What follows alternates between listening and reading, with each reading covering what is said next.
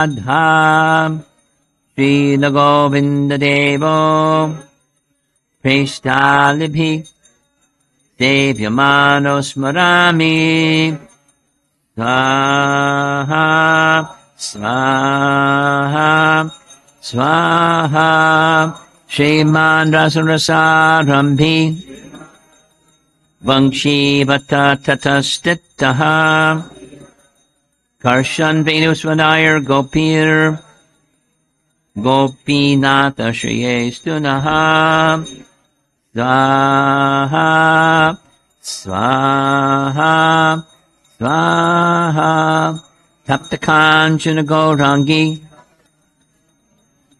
Radhe Vrindavaneshwari Rishabhanu Sute Devi Pranamami Hari Priye Swaha Swaha Swaha Jaya Shri Krishna Chaitanya Prabhu Nityananda Shri Advaita Gadadhar Vivasadi Gaura Bhakta Vrinda Swaha Swaha Swaha Hare Krishna Krishna Krishna Hare Hare Hare Rama Rama Rama Hare Hare Swaha Swaha Swaha. Final mantra. Got a special name. Purnahoti. You have to take your banana. Hold it. Stand. Stand. Stand. And hold in your hand like this. And when the swaha comes, you very gently place in the fire. Namo Brahmanya Devaya Go Brahmana Hitaya Cha Jagat Hitaya Krishnaya Govindaya Namo Namaha Swaha Swaha Swaha. Take it away. You don't need a microphone.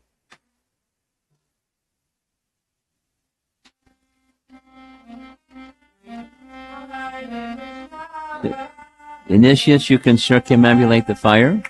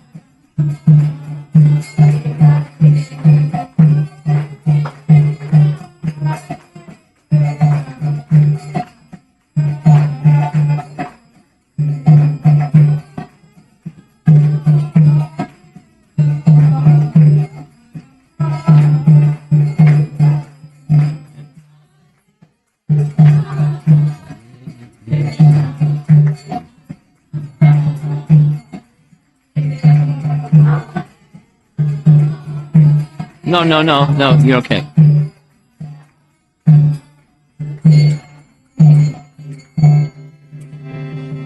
Okay. Situate so you can see the screen. Yeah, you just take your mat and sit on the other side over there somewhere.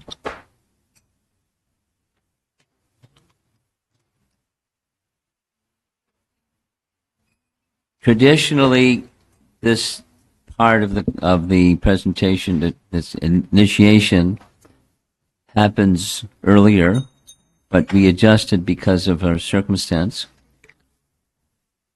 And the plan is to give you a miniature review of what this visit has been discussing, as you see on the screen. Canto 3, Chapter 29, Lord Kapila's teachings to Devahuti. The chapter is called Explanation of Devotional Service. So the plan is to give you a mini review of what we discussed. And we'll see if there's some questions or comments or anything at the end.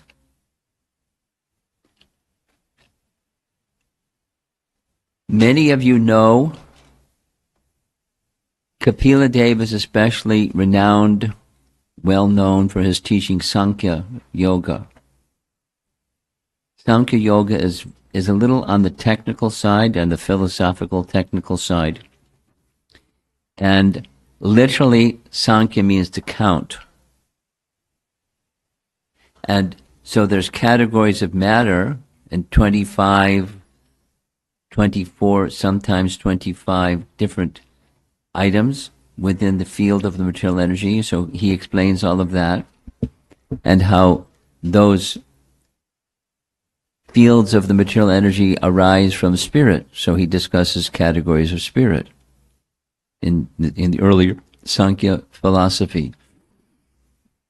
But the purpose, very much similar to what Krishna does in Bhagavad Gita, the purpose behind Sankhya is to become focused upon the Supreme. So there, in the sequence of this chapter, 29 speaks about devotional service. That's the title of the chapter, Explanation of Devotional Service. And in the course of this presentation, he gives a definition of what bhakti is, and then gives a definition of the topmost stage of bhakti, which is pure devotional service. So there's the verse, and here's the verse number. It's verse 11 and 12, and I'm going to read the English translation.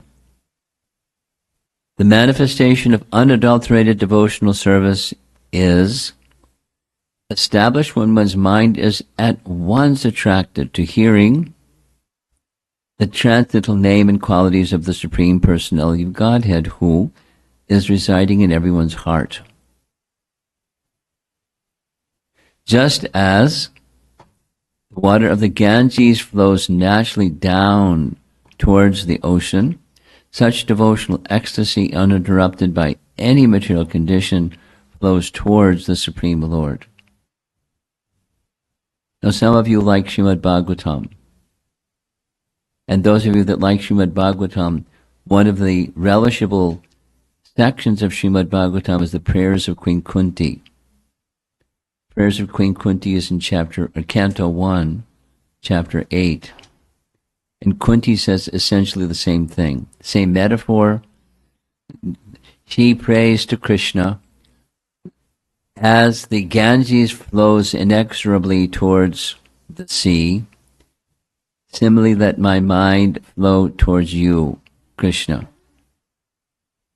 You know, in that metaphor, her mind is the Ganges and Krishna is the sea. Let my mind flow towards you. So here, Kapila Dev is saying essentially the same thing. That the mind of the conditioned soul, the mind of the pure devotee, flows naturally towards Krishna in a loving, conditional mode. And the success that comes from that pure devotional service is complete satisfaction of the heart. Some of you like Bhagavatam, and you know there's a very nice verse. We discussed it on Friday evening, and here's the verse. We can say it together, those of you who like Sanskrit verses. Savai pungsam paro dharmo yato bhaktir adhoksaje ahaisaki apratihata yayat ma suprasidati. The supreme occupation, or dharma, for all humanity is that by which men can attain to loving devotional service unto the transcendent Lord.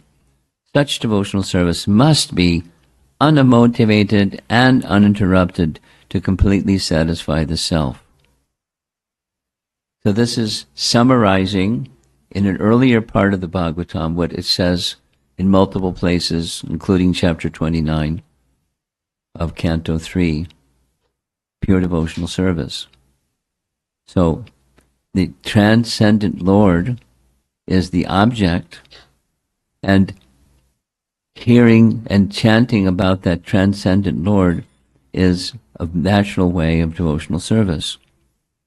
And when that devotional service is unmotivated and uninterrupted, it can completely satisfy the self, that the Atma suprasidati. Or, not in the words of the Bhagavatam, but in the words of a conventional person, why look any further if you've discovered complete satisfaction? Krishna says the same thing in Bhagavad Gita.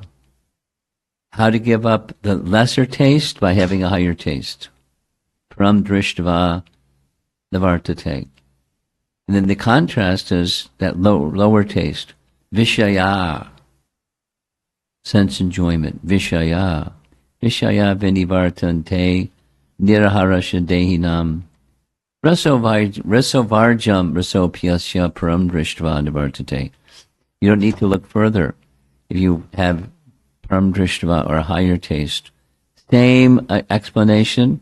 These are points that we discussed during this past few number of days on Canto 3, Chapter 29. Really simple. No one's going to argue. The goal of human endeavors is to become happy. And that's not only the statement in Bhagavatam, Canto 1, Chapter 2, Text 6, but it's also in Priti Sandarbha. A little background for those that are not familiar. One of the 6 Goswamis of Vrindavan, the youngest amongst them, was named Jiva Goswami. And Jiva Goswami was a lover of Srimad Bhagavatam.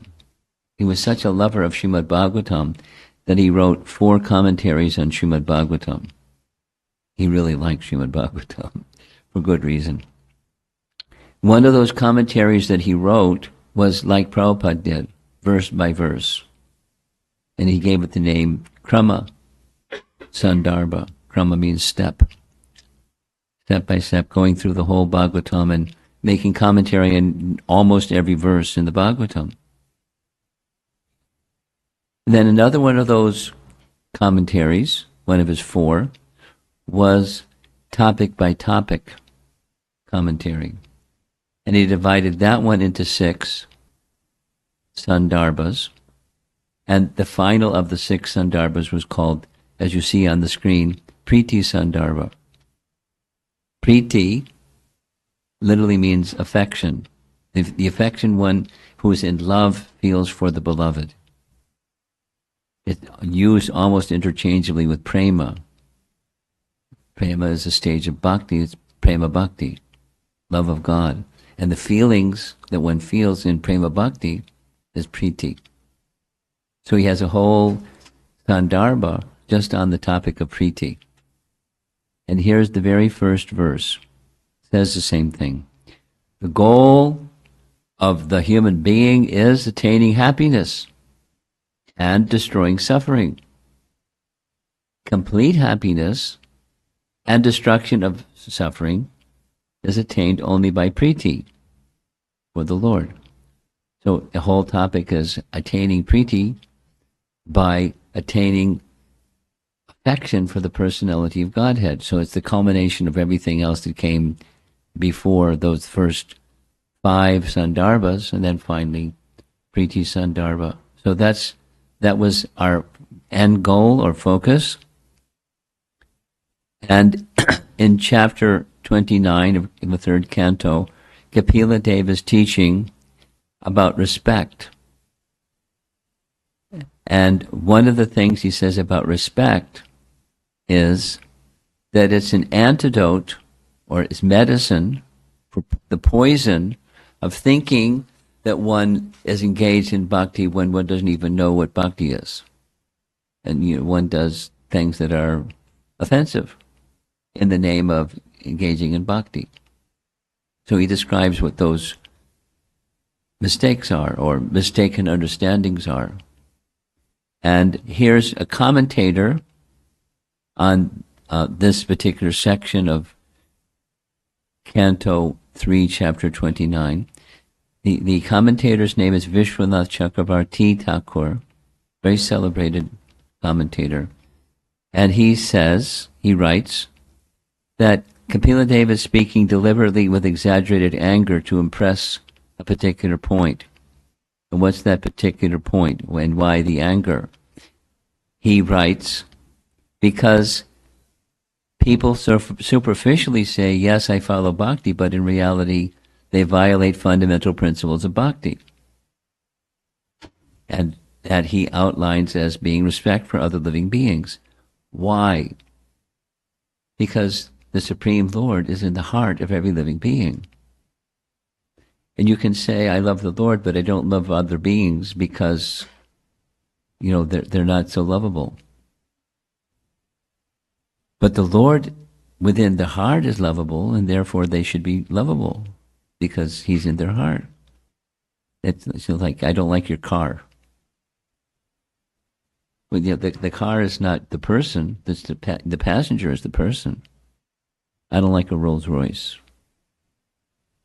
or I don't like a Mercedes Benz, or I don't like a whatever.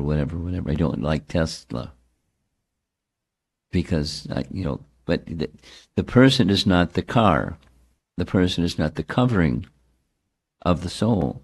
But it's the soul is fully transcendental, and within, side by side with the soul, is the Supreme Soul. And being disrespectful to beings that are cohabiting. Uh-oh.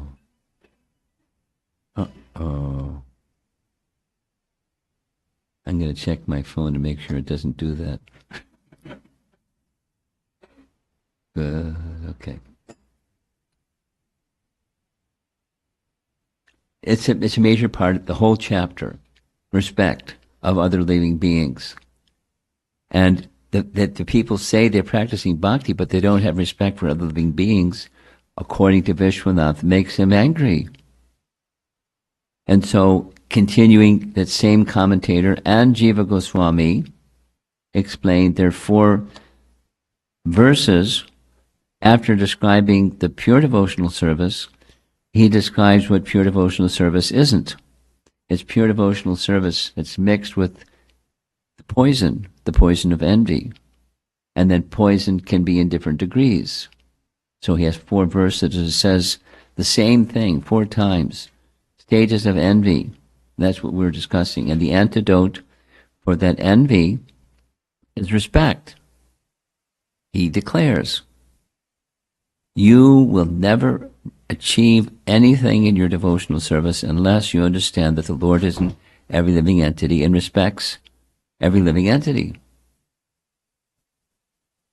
Well, what about people that are nasty? What about people that are Duryodanas? And, what about, won't name some other names, some contemporary people are nasty people. And I'm supposed to, you have to love the behavior of a nasty, but within the heart is the Supreme Lord. So you can respect the Supreme Lord who's within the heart, and thereby have at least respect that in the heart of this nasty is the Supreme Lord. So respect goes to the Supreme Lord. Now, to help illustrate this, there's a common famous story in Vrindavan. It's a nice story. The story goes like this: once upon a time. All good stories start with once upon a time, right? Once upon a time, there was a Brahmana. Now, the Vrindavan story says the Brahmana, here's his quality. He was very learned, he was very pious, he was very charitable, he was very this and very that. But he was a little proud, a little haughty, a little condescending towards others because I'm a Brahmin and you're not. Da, da, da, da, da, da. You know, it wasn't like waving a flag like that, but there was something inside. And a certain stage of his maturity came when he decided, I want to leave all this opulence and wealth and, prestige, and I want to go to Vrindavan. I want to go to Vrindavan and take shelter of a spiritual master. So he left everything, went to Vrindavan and met a sadhu. However, the story in Braja goes, the sadhu could detect this fragrance of a bad smell, his pride. So when he asked for diksha, mantra diksha, he didn't say yes, but he didn't say no, but he didn't say yes either. He kept putting him off. So he came back and came back and came back, and finally the Guru saw this man is determined, and so I'll give him an opportunity to purify himself. He's sincere, he really wants. So he said to the Brahmin, in 1 week's time, it's not a Purana, it's a Brijvasi story.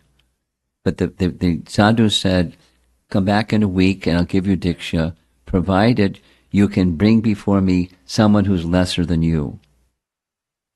Humility, and to replace the haughtiness. So the Brahmana thought, piece of cake. Everybody is less than me. But by being in Vrindavan and having the little association that he had with the sadhu, he had become somewhat purified. Significantly, actually, purified. So he thought, here in Vrindavan, there's a colony where there's street sweepers called bungis. So he went to the bungi colony and in searching for someone lower than him, and he found a street sweeper. And he was thinking, I'll bring this man to meet my sadhu, my guru. But then he thought a little more deeply and thought, well, this Vrindavan resident, he's been sweeping the streets and the dust of Vrindavan, he's been purified for his whole lifetime in contact with the dust of Vrindavan. So he's not lower than me. So he passed by the street sweeper and thought, maybe a cow. It's not human species, that's less than me. So in meditating upon the cow, he started appreciating the qualities of the cow. And thought, gosh, she just eats grass and she gives milk. She gives milk to satisfy many, many, many people. And without asking anything, she just eats grass and gives milk. He's very charitable. And I'm not like that. So then he thought, this is the Brijvasi story. So then he thought, maybe a dog. And those of you that have been in India, there's street dogs here and there, and he found one. Street dog. But then he thought more deeply about the dog and thought, but generally speaking, dogs are very faithful. And I'm not so faithful. I'm not like a dog. So the dog's not lower than me. Then he thought, my stool. That's definitely lower than me, my stool. But then he thought more about what the stool is. It's just, since I've been here in Vrindavan, I'm just taking prasadam. It's just prasadam, processed by the body, and that's not lower than me. It's prasadam. It's Krishna's mercy. Then he thought, aha, I know the worm in the stool. You see in the illustration here, there's a little worm. Worm in stool is definitely lower than me. But he thought, no, because what does a worm do? He takes this despicable stuff, this stool of an animal, and transforms it into fertilizer. It's something you can grow vegetables and nice things in your garden, and I'm not like that. So a week passed, and he came back to his guru and said, I couldn't find anybody lower than me here in Vrindavan. So his guru gave him Diksha. Because he had given up this haughtiness and instead had become humble. It's a nice middle narration. Jiva Goswami expresses something very similar. Now, remember, there are two acharyas, Jiva Goswami and Vishwanath Chakravarti Thakur, that comment on these verses from Canto 3, Chapter 29, and explain these 4 stages of increased envy are part of what Kapila Deva is teaching. So he discusses this topic and quotes 2 verses from Agni Purana. And the 2 verses in Agni Purana are spoken by the father of Shravan Kumar. Now, some of you have been around for a while, you know who Shravan Kumar is. Shravan Kumar is the son of the blind father that Dasarath killed. He killed the son, Shravan Kumar. So here's the story of Shravan Kumar. Dasarath, being a king, had not only a license, but had a duty to give protection to his citizens, and sometimes to practice his skill of archery, he'd go into the forest and hunt, not for the purpose of eating the animal that was killed, but practicing his shooting skills. So he had this capacity that he could fire arrows and hit the target without even seeing the target, just by sound. So one day he's in the forest and he heard a sound, and it sounded like an animal drinking water from a reservoir of water. So quickly he shot the arrow and hit the target. But when he hit the target, it wasn't an animal after all, it was a human voice. A human voice called out loudly. So he quickly ran to the spot where he heard that voice come from, and sure enough, there was a young boy named Shravan Kumar, and he was mortally wounded. And poor young boy said to the king, "Please take care of my old and blind parents. I came to bring them water, and they depend on me as their only support." Imagine how King Dasarath felt. He felt terrible. So before the boy expired, he asked him, "Please guide me to where your mother and father are," blind mother and father. So he carried him in his arms, and Shravan Kumar directed him to get to the place where his father was. And when the father, who's blind, heard someone coming, he thought, my son has come back with water. But instead it was Dasarath, this dead son, or about to die son. And so the father called out, "Oh son, have you brought the water?" And Dasarath felt terrible. And he laid the son on the lap of his blind father and explained to his blind father what happened. And now by this time the son is dead. So the father felt terrible, and along with Dasarath felt terrible, and the boy is dead. The father lamented and asked why such a fate had befallen him. He spoke a curse. As I die from separation from my son, you too will die in the same way. And so it was. Because the man was a Brahmin.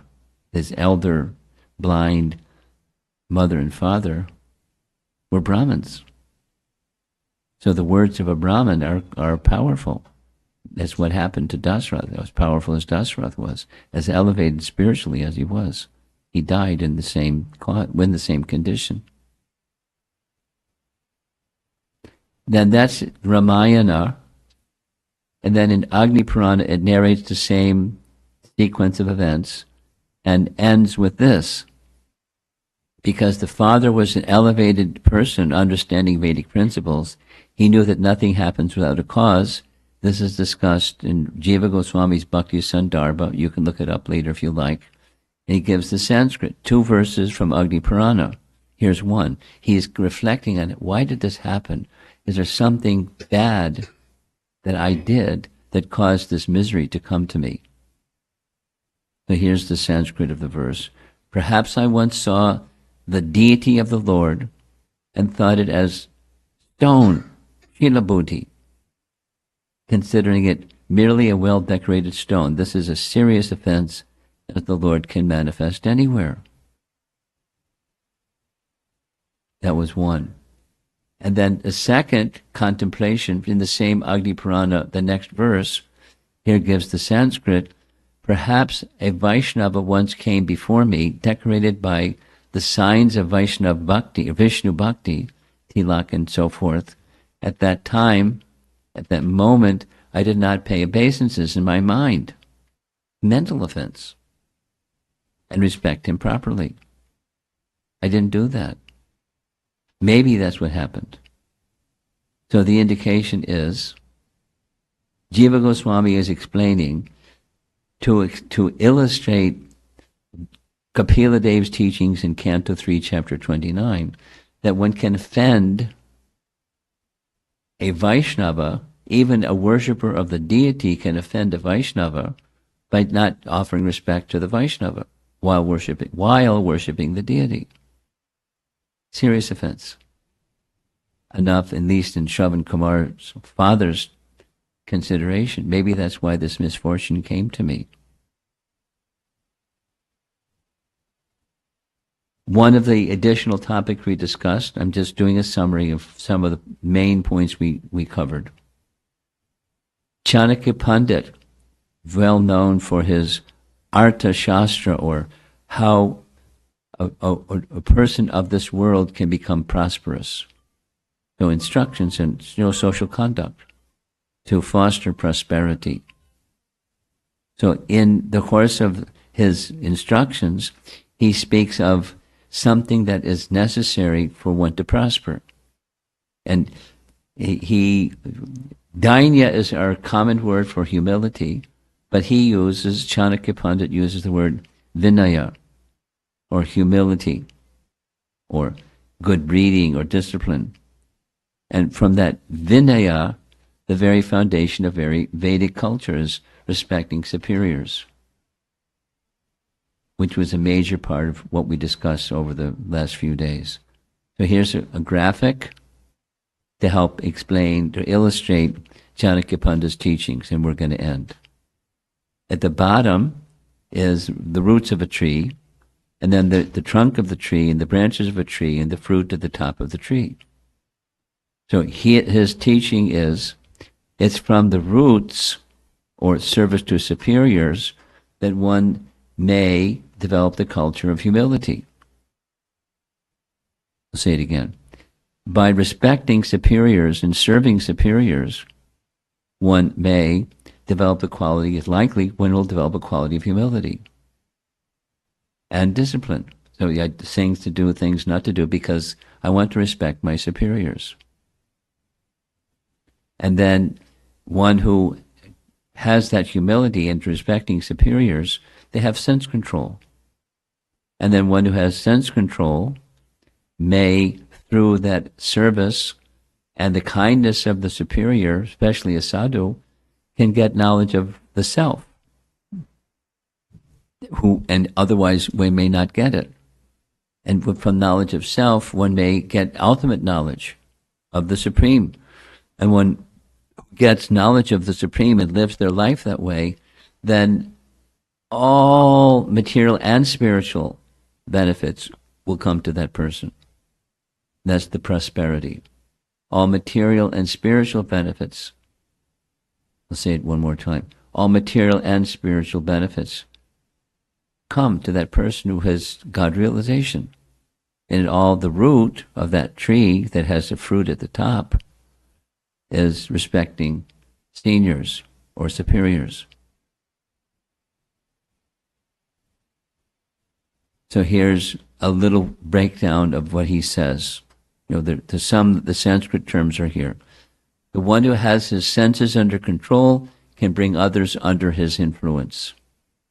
That's like, an objective for one who wants to be successful. Root of sense control is humility, vinaya. There's the Sanskrit that he uses. Indriya yayasya mulam vinaya. Mulam, the root of sense control. Indriya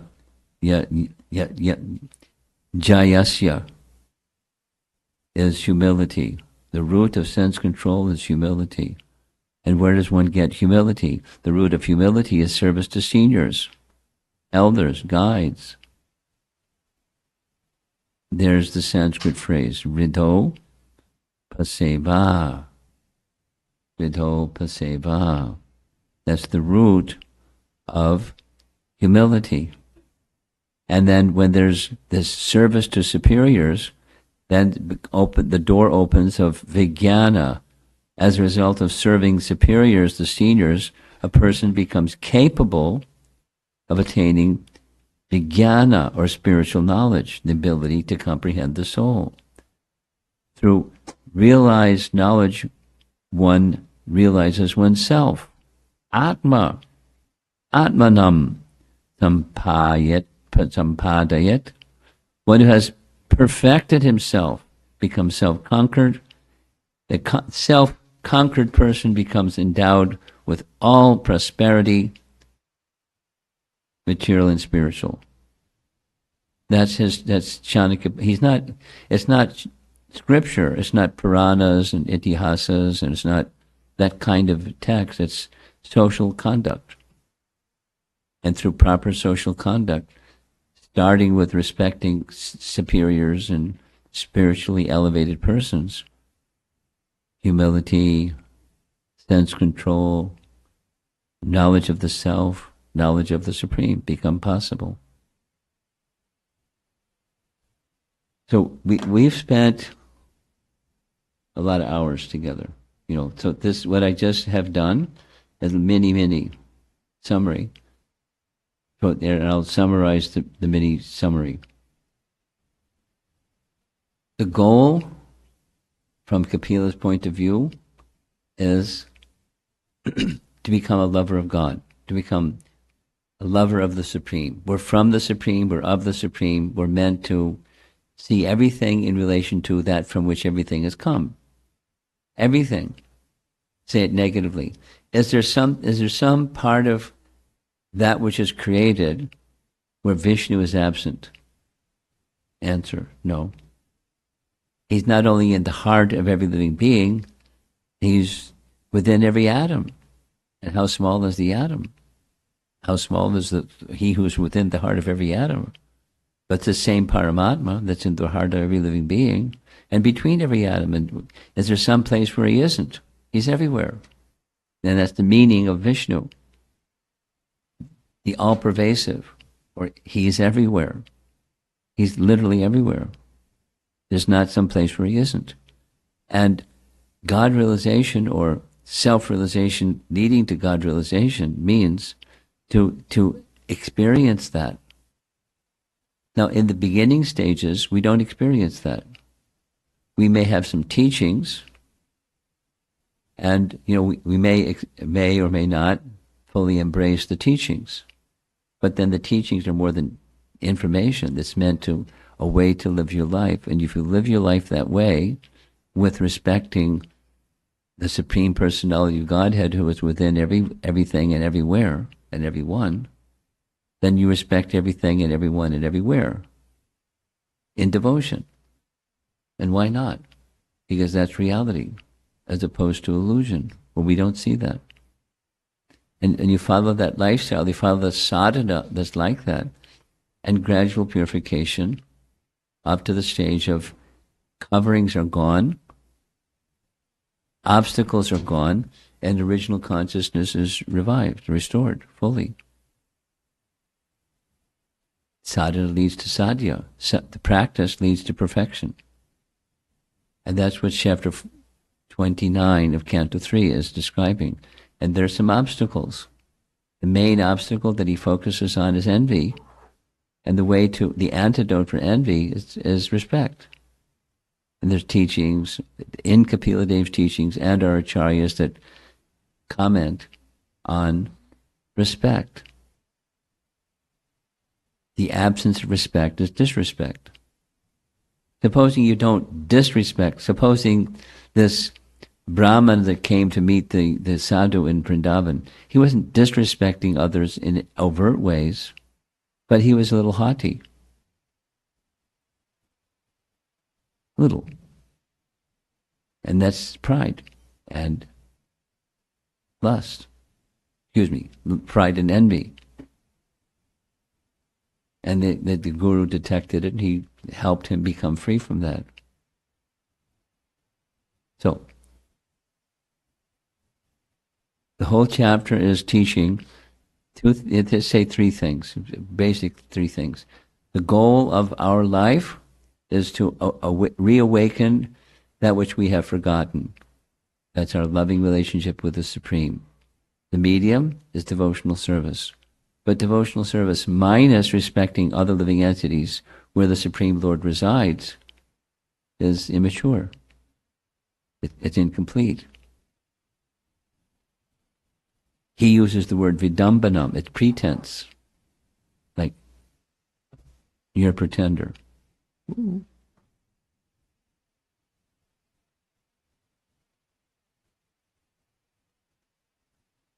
Or imitation, another translation of the word vidambanam. Imitation, bhakti. So he wants his audience, us and his mother, to go beyond imitation bhakti to real bhakti. And respect is the medium. So lots and lots and lots of teachings. Learn devotional service while respecting others. And that's the pathway to overcome the obstacle that's blocking us from pure bhakti. It's a nice chapter. We had a nice time discussing this nice chapter. So I'm going to end. Look at the clock. It's 12:30. We're supposed to do something at 12:30. What are we supposed to do? Arti? 1 o'clock. Really? What? 1 o'clock is Arti time. Guess what? We have some time. Would anybody like to discuss any of these points? If not, we can just have kirtan till 1 o'clock. Yes.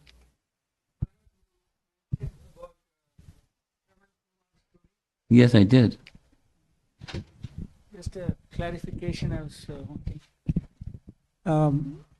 You mentioned that the father of Shravan Kumar was contemplating on what could have caused this situation. Yes. But we also know that despite that, he went ahead and cursed Dasharatha Maharaj also. Yeah, he did that. So how do we understand that, Maharaj? I mean, if he's really contemplating, then he's thinking that the past, whatever karma has caused this, then he's still... I see the conflict. But, sometimes people understand something and sometimes people speak like a knee-jerk. As I and experiencing this grief of my son dying. So as I'm dying in that condition, you will also. So it's a knee jerk. It's not specifically. Supposing he didn't say that. You hit the delete button, he didn't say that. Doesn't mean it's not going to happen. That means when we do something, we're responsible for that something. Even unintentional something. We misbehave unintentionally, we're responsible for that misbehavior. What to speak of intentionally? No, he's King Dasarath is a virtuous man. So he brought the son to his father and acknowledged his wrong. So the father could have said, well, thank you for coming and at least explaining and expressing your sorrow. It's very clear from the tone of your voice, although I can't see you. You feel very repentant and regretful of what you did. So because of that, I forgive you. So on the one hand, he's knowledgeable enough to know there's a cause, and on the other hand, he's feeling grief to such a degree that you will have to experience because it's going to happen anyways. Yeah. Thank you, It's like Prabhupada saying, for one who slaughters a cow, as many hairs on the body of the cow will have to take birth and be slaughtered. It's a law of Manu. So I may not know the law, and the cow may not curse the person that does the slaughtering of the cow, but it's the law. As you sow, you shall reap. As you act, you're going to receive reaction for your actions, corresponding to your actions.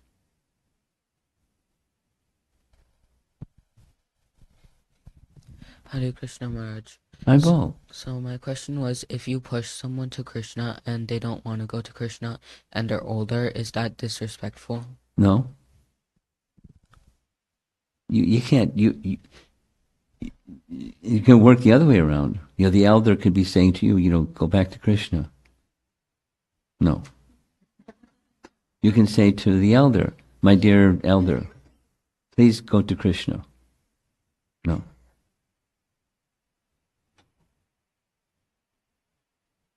Did Prahlad say like that to his father? Yeah. My dear demoniac father, please go to Krishna. No. Vishnu, where is this Vishnu? He's everywhere. Oh, he's everywhere. Is he in this pillar? So sometimes elders have beans in their ears. They can't hear. And sometimes, youngsters have beans in their ears. They can't hear. So you can't get it inside the heart of another soul and make decisions for them. That even Krishna doesn't do that. So he's encouraging, but he doesn't interfere with false ego. We can't interfere with another person's false ego either. We can try to create circumstances favorable for them making wise decisions. In different, so many ways. One is setting a good example, but speaking and conduct and so forth. But they're going to make their decision. Does that answer your question? Mm-hmm. Thank you, Maharaj. Nice question. Krishna Swarup, you have something? Okay, your wife does. She always has.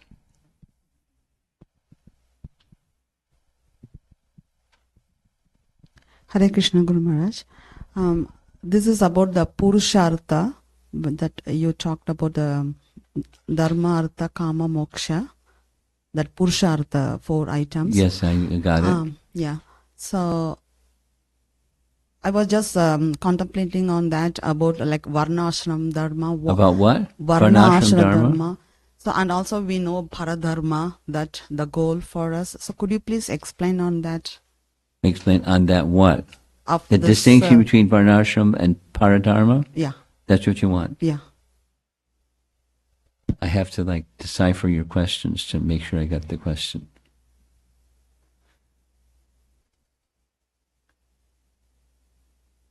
Varnashram is a system of social structure. Daivi Varnashram is targeting that social structure towards satisfying the Supreme. Is it possible that people can be organized socially according to Varnashram and not have the purpose of doing so to satisfy Vishnu? Yes. I'm a Kshatriya, and so I do a Kshatriya's dharma. I'm a Brahmana, so I do a Brahmana's dharma, without necessarily having para dharma for either. So para dharma is the personality of God. It should be. It's essentially bhakti. But here's one for you. You ready? Question for you. Yes, Maharaj. The question is, there's a verse in Bhagavad Gita where Krishna indicates perform prescribed duty without attachment to the result. And that's karma yoga. And then there's another verse where Krishna says, Yad karoshi yadasnasi yad jahosi dadasi yad tapasyasi konteya tat karashramad arpanam. Mad arpanam, worship me by giving the results unto me. That's giving the results. That's karma yoga. Giving the results is different than, let me just do, instead of getting free from the entanglement of attachment to the results, I want moksha. I want free from the entanglement of being attached to the results. So I'll give the results to the Supreme. Supposing my conception of the Supreme is Brahman. It's not paradharma. It's not bhakti. It's karma yoga. Karma yoga in the context of varnashram, social and spiritual roles, occupation, and social position. Another example. Is it possible that one can take the vows of renunciation, sannyas, but not be devoted to the Supreme? Absolutely. Is it possible one can be a young student, a celibate student, and not be devoted to the Supreme? Yes, of course. Is it possible someone can be a married individual, man or woman, and not devoted to the Supreme, and follow some rules for marriage? You know, things I'll do and things I won't do, but not devoted to the Supreme. Yes. So that's varnashram. Then there's daivi varnashram, or devotional service. So the social structure is that varnashram part, and the objective is the daivi part. So in one sense, that's what we're doing. We are being trained in devotional service, which is daivi varnashram, or sanatana dharma. Another word meaning the same thing. The Supreme, sanatana, is eternal. Eternally, eternally. He's the Supreme, and I'm the servant of the Supreme. Sanatana Dharma. Nothing but. Thank you, Maharaj. Okay?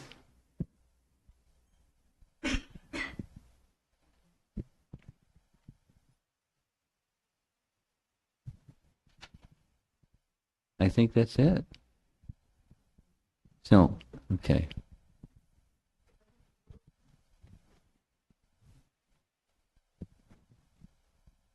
I'm going to share a secret. I can understand when the audience is becoming restless when we get to the stage where people pull out their phone and start text messaging. So if you're one of those people that has that tendency, don't reach for your phone and text message. because that's, it's going to add to the distraction. Go ahead. Hare Krishna.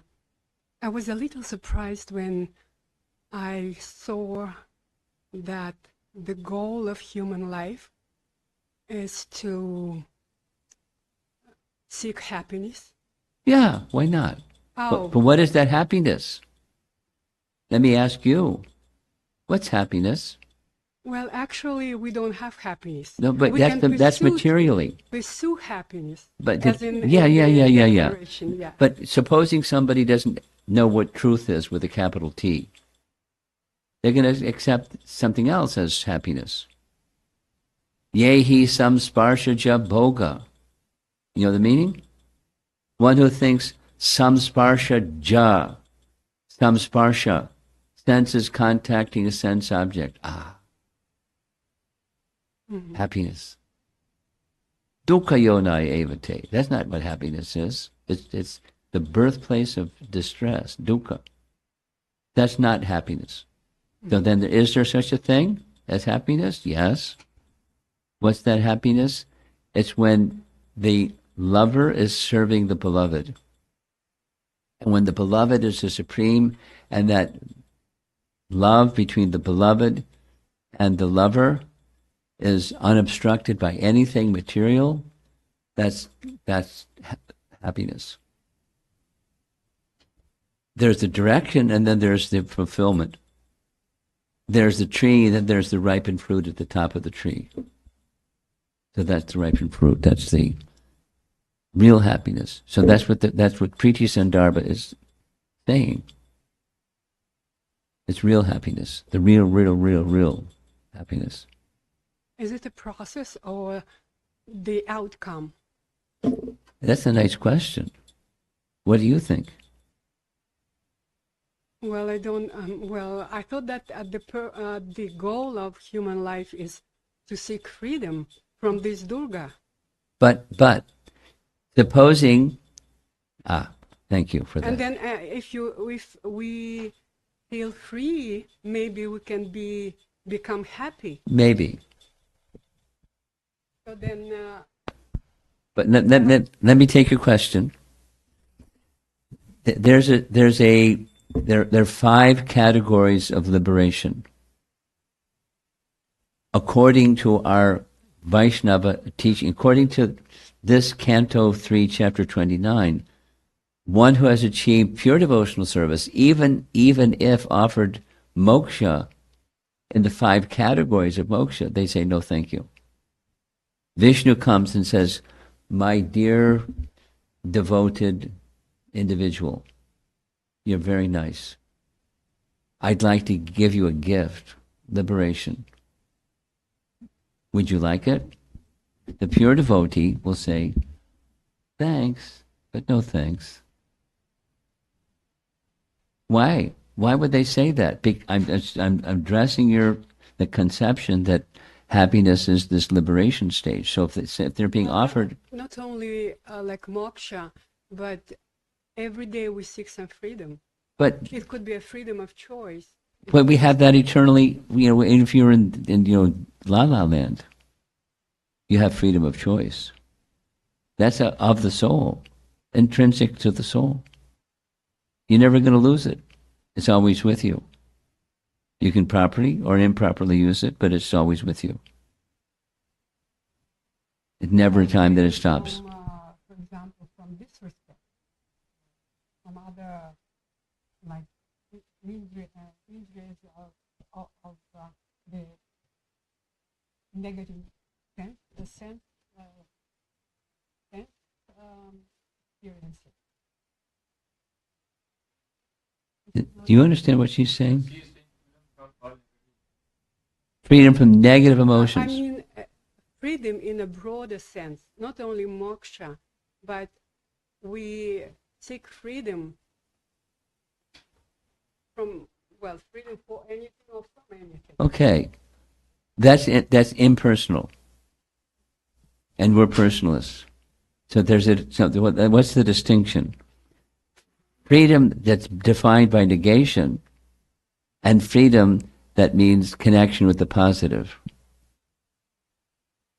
And the positive is the freedom from the negative is a subset of positive. That is to say, the pure devotee, if they're offered, would you like freedom where you're not restricted by anything negative? No, thank you. Really? What do you want then? I want love for the Supreme Bhagavan. And that's a desire. And I'm choosing it, so I'm bound to that choice. But that's happiness. Yeah. That's happiness. Positive. Not just negation of the negative or the negation of the unwanted. It's who we really are. And in a position of happiness, of being who we really are. That's the Vaishnava perspective. Now, I'm not. I don't want to be in a confrontational situation because I think ultimately we're not. You and I are seeing the same, but maybe saying it a little differently. But I'm making an issue of how it's being said because it can be misleading. Cessation of the unwanted doesn't guarantee, it's not by definition, connection to what's wanted. And then, therefore, please tell me, what's wanted? Love. Love in a relationship of service where I desire the happiness of the beloved. That's love. And then the relationship that exists between the object of everything and little old me is that relationship of loving service. And nothing else. All the other something else is they're already gone. Let me just a nice verse. Prabhupada would quote it often. Bilvamangala Thakur would say he became blind. It's the details of how that happened. He lived in Vrindavan for hundreds of years. He lived to be a very, very old person, and he wrote, although he was blind, he had someone scribe, and he wrote, I have no desire for liberation, whose liberation is standing at my doorway with folded palms, offering, please take me. And Bilvamangala Thakur says, thank you, but no thank you. There's only one thing I want. I don't want freedom from the unwanted. I want Krishna, the beloved, my beloved. I want to be with my beloved. That's all.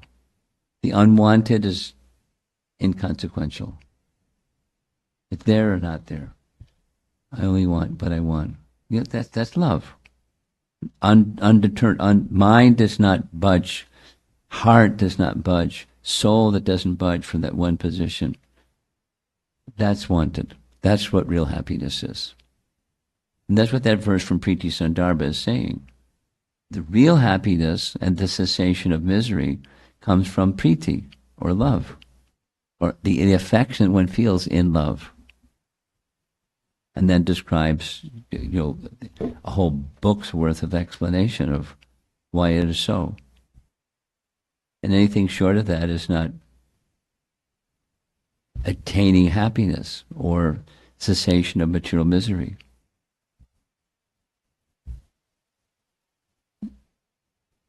Are you puzzled? So then, all people who think that they live to be happy, so this world is a happy place? No. And now our duty is to make it happy. Yeah, but how do you make it happy? Then we don't have to study anything. We already understand the goal of life to be happy. Well, Kenneth, you understand the goal. Are you there yet? Not you, not you, but someone that says that. I know what the goal of life is to be happy. Aibo. That's it. Just make that utterance. That's it. Now it's a happy place. Not so. Why is it not so? Because I have other desires. Those are not my words. If you ask anyone, they will say, my goal is to be happy. Okay, that you're saying the same thing I will put on the screen. Should I go back to the image?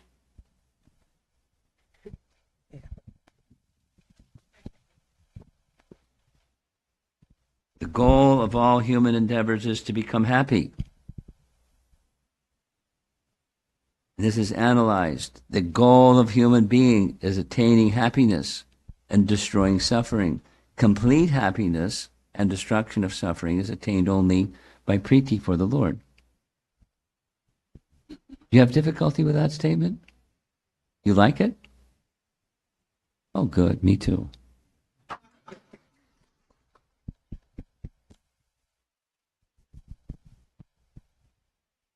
I'll be happy to spend some time with you besides right now, and we'll go over this 16 different ways and see if we're in complete harmony. I think we will be.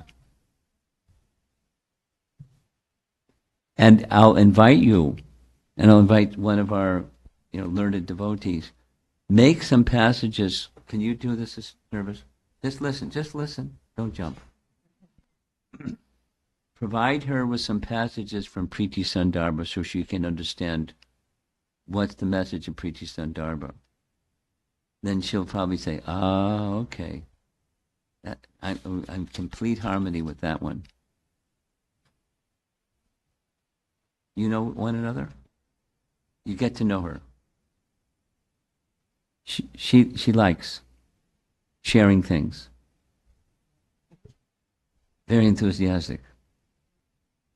So so you'll get to know one another, and she'll share with you what's in Priti Sandarbha and why this statement is very reasonable.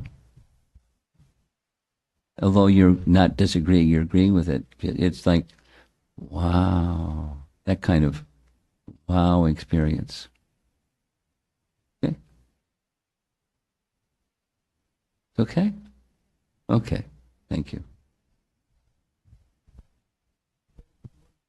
One more. And we have 6 minutes. Who's the one more? I don't. No, I don't have. Okay.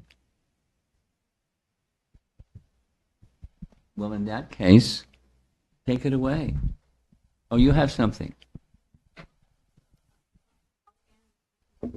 This is a how-to question.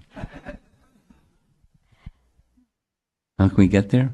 Yeah, no, yeah, respect. How is it that we can show respect? Because I just not knowing how to do that internally. Well, associate with those that know how to.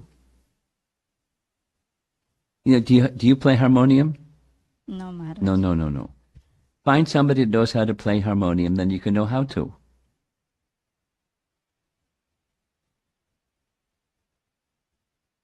One of your sons, do they know how to cook? Yes, Maharaj. Really? Yeah. Well, how did they learn? From one who knows how to cook. That's how they learned.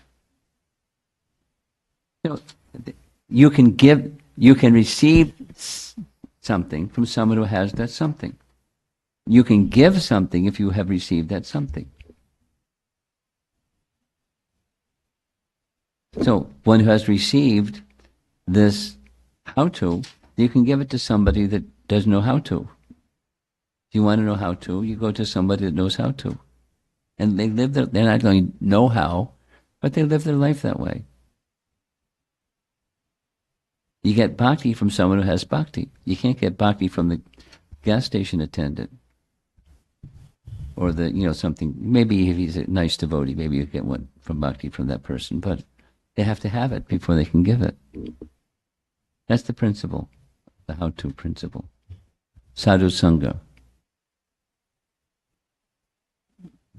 Sangat sanjayate kama krodha vijayate, from Bhagavad Gita. You develop qualities like those persons with whom you have sangha or association. Okay? Yeah, I'm waiting for the abbot.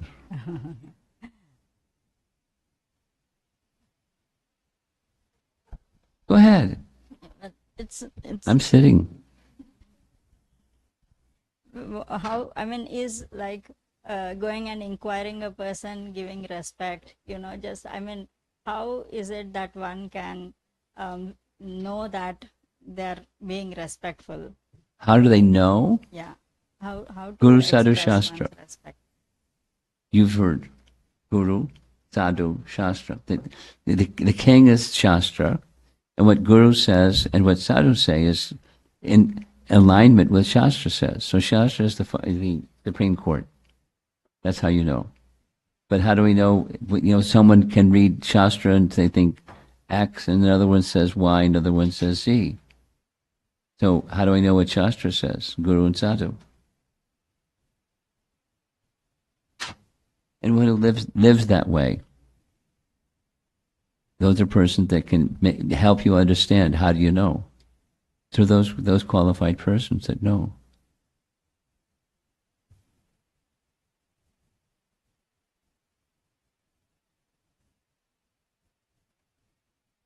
Let me ask you a question. Supposing you're eating and you've eaten sufficiently and now you're feeling full. Do you have to ask somebody? You can tell them, no thank you, I'm full. You sure you don't want some more sabji or some more rice or some more samosa maybe, or maybe some ice cream, maybe some sweet rice? If you're feeling full. You know the verse? You know the verse. Brahmabhuta prasanatma nasoshati nakangsati samaksarveshu bhuteshu. So there's symptoms of one who is situated like that. Nasoshati, no hankering, no lamenting. That's a symptom. Samaksarveshu bhuteshu. They see all living entities equally, consistently. Those are symptoms, lakshana, characteristics, by which you can know.